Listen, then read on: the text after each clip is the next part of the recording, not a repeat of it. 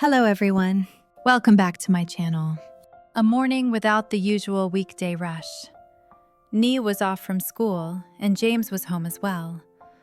The small house therefore felt more peaceful than usual. Out in the yard, Diep was sweeping. Little Ly toddled along beside her, holding a small basket, carefully arranging old toys inside. From time to time, the child stopped to ask Diep all kinds of random questions, making Diep laugh softly. James sat on the wooden chair placed near the porch. He didn't join in, only quietly observed. Watching the aunt and niece busy themselves in the yard, he suddenly realized it had been a long time since he had enjoyed such a leisurely morning. No work, no pressure, just very ordinary moments. Just then, James's phone vibrated. He glanced at the screen and froze. It was his mother. Her voice on the other end of the line was unhurried, and it didn't carry the familiar hesitation. She asked naturally, as if this had been thought through for a long time, "Can the two of you bring Ly over to visit me today?" James fell silent for a moment.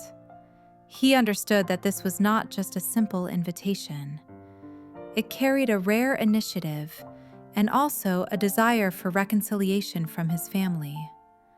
Before he could respond, his mother added, her voice lower but clear, "Your father agrees as well." James ended the call and turned to look at Diep. His gaze was not urging nor imposing. It was simply a quiet look, asking for her thoughts. She looked at James for a few seconds, then smiled very gently. A calm smile, without worry, without hesitation. She nodded, without doubt, without defensiveness. That nod was not just agreement to a visit. It was a very small opening of the heart, but enough for James to feel it. He let out a very soft breath, as if something heavy pressing on his chest for days had just been loosened. For the first time after all the tension, the confrontations, and the long silences, James truly felt his heart grow lighter. Not because everything was resolved, but because at least they were ready to take one more step toward each other. When she learned that they were going to visit Grandma Huyen, little Ly was visibly delighted. The joy wasn't loud, but it spread through the entire small house. She scampered from one room to another, muttering things that only a child would think of. Holding a small backpack, Ly stopped in front of Diep, looked up, and asked eagerly, "Can I bring this little teddy bear to give to Grandma?" Before waiting for an answer, she turned to James and continued, "Does Grandma miss me, Uncle James?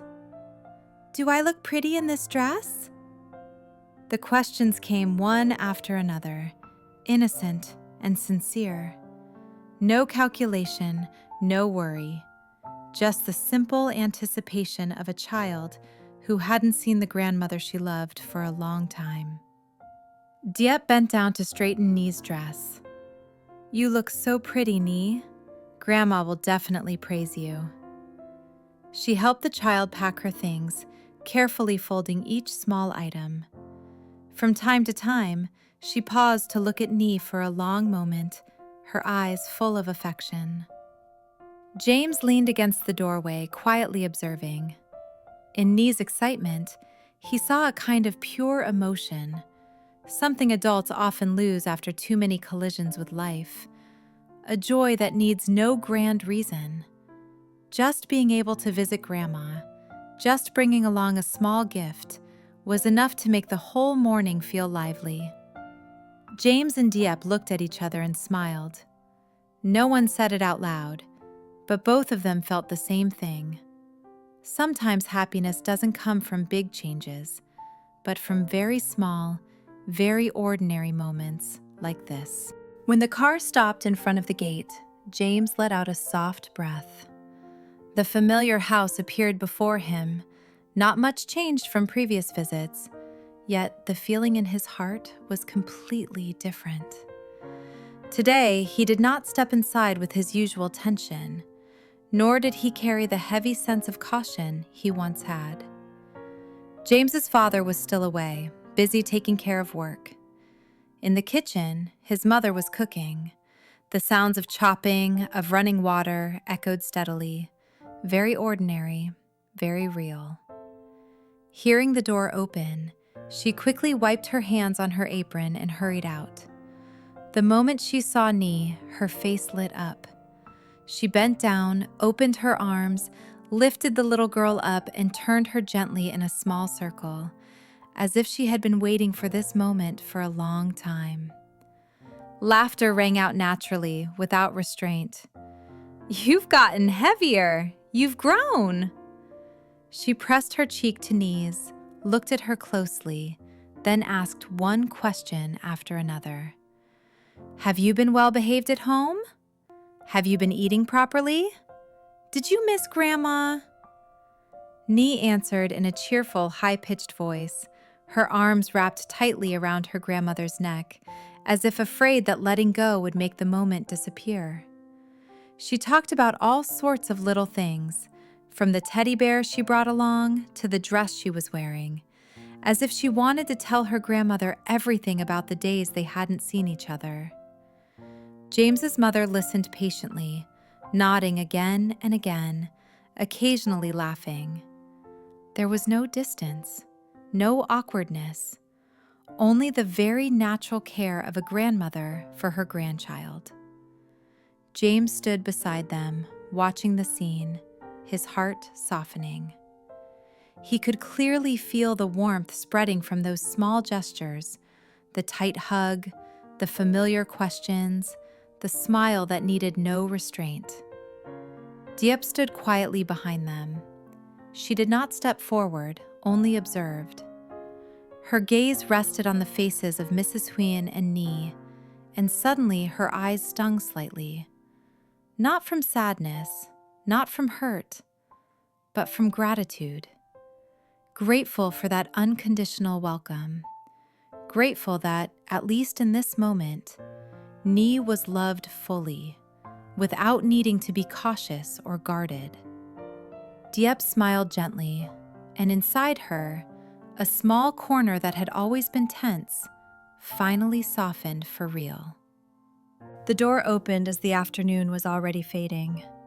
James's father stepped into the house, his familiar figure, his face still carrying its usual quiet gravity. The atmosphere inside the house subtly tightened for a very brief moment, just long enough for everyone to feel it. Diep stood up almost by reflex. She straightened her clothes and bowed politely. "Hello, sir."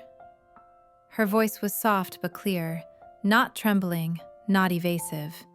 Just the simple courtesy of a future daughter-in-law, carrying a hint of nervousness she could not fully hide. James's father paused for a beat. He glanced briefly at Diep, then looked over at Ly, who was playing beside Mrs. Huyen. There was no longer the sharpness he once had in his eyes, but neither was there warmth. He leaned slightly, as if about to step further inside, avoiding the moment. Then he gave a quiet, just a very small sound, not a greeting, not closeness. But to Diep, that single sound carried an indescribable weight. She felt as if something inside her had just been set down, a burden she had carried for a long time, unnamed, yet always present.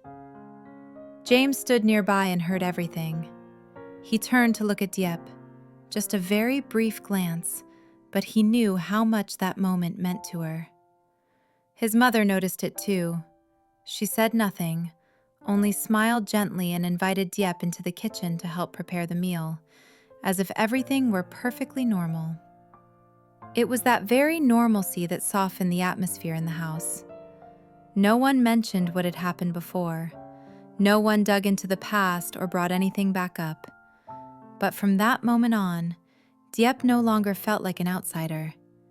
Even if it was only a very small step, taken slowly, it was still a step forward. And sometimes, in a family, just a sign that small is enough to give someone the courage to stay. Dinner unfolded in a quiet atmosphere. Nothing elaborate, nothing different from an ordinary family meal. Familiar dishes, the gentle scent of freshly cooked rice spreading through the kitchen. James's mother set everything out neatly and called everyone to the table, just as she had done for many years. James's father sat down, silent, as was his habit. He did not bring up what had happened before, nor did he ask any questions that might weigh down the mood. He ate slowly, and from time to time picked food for Ly when he saw her getting distracted. Ly ate while chatting away, talking about school, about the teddy bear she had brought, even about the smallest, most trivial things. Everyone listened without interrupting. Her laughter helped ease the last traces of caution lingering over the meal. Halfway through dinner, James's father finally spoke. His voice was not raised, nor did it carry his usual scrutiny. He looked at James, then at Diep, and asked slowly, "So, what are your plans for the time ahead?" The question did not sound like an order, nor was it an attempt at control. It was simply a question, leaving space for others to answer freely. James thought for a few seconds before replying. He spoke about work, about unfinished plans, about his wish to build a more stable life for Diep and Ly. He did not say too much, nor did he paint the future as something grand. Diep sat listening. She was not required to speak, but when James finished, she added a few short, honest words. Not to please anyone, but simply to say what she truly thought. James's father nodded. No comments, no judgment. The meal ended in a comfortable silence. As everyone stood up, he looked out at the yard growing darker and said, almost to himself, "There are some things that can't be changed in a single day." James heard it. He understood that it was neither a refusal nor a promise, just an acknowledgement that the road ahead was still long. Diep watched Ly playing in the yard. Her gaze was gentle, yet carried a deeper thought.